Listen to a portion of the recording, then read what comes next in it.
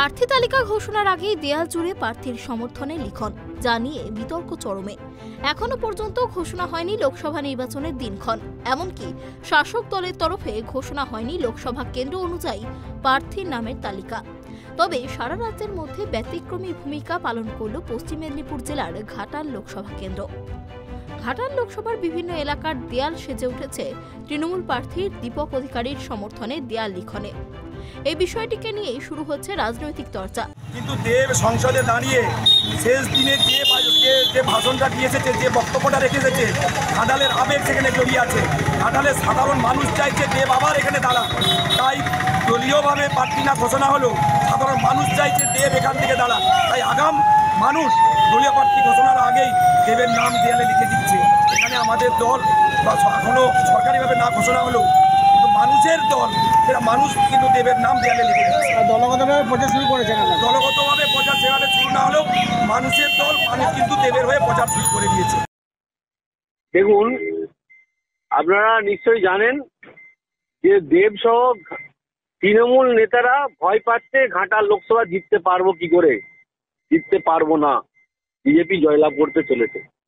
তো সেই জায়গায় ওনারা প্রার্থীও খুঁজে পাচ্ছেন না। দেব নিজে থেকে রাজনীতি থেকে সরে থাকতে চাইছে, কারণ বিজেপি ক্ষমতায় আসতে চলেছে।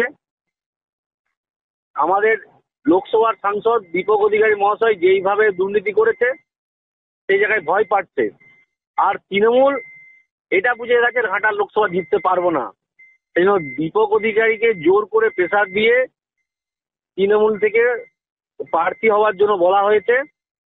আর তার নামটা তার কর্মীদেরকে বলে জোর করে নামটা আগাম লিখে দেওয়া হচ্ছে। তার একটাই কারণ, এই ঘাটাল লোকসভা তৃণমূল হারতে চলেছে। তো সেই জায়গায় আবারও ঘাটাল লোকসভায় তৃণমূলের বিভিন্ন বিধানসভায় বিভিন্নভাবে গোষ্ঠীদ্বন্দ্ব রয়েছে। কখনো কখনো আপনারা দেখেছেন কল রেকর্ডে শঙ্করবাবু বলছে 30% কমিশন ঘাটাল লোকসভার সাংসদ দীপক অধিকারী খেয়েছে। আবার এই এলাকায় বলছে সাধারণ মানুষের মুখে মুখে তৃণমূল নেতারা বলছে শঙ্করবাবু চোর, ডাকাত, দুর্নীতিগ্রস্ত। এরকম সমস্ত বিধানসভায় হচ্ছে। আবার কোনো কোনো জায়গায় কোনো কোনো সংবাদ মাধ্যম দেখিয়ে দিয়েছে শঙ্করদলের চরিত্রহীন। এই সমস্ত গোষ্ঠীদ্বন্দ্বকে চাপা দেওয়ার জন্য অ্যাডভান্স প্রার্থীর ঘোষণা না হয়েও তার নাম লেখানো হচ্ছে।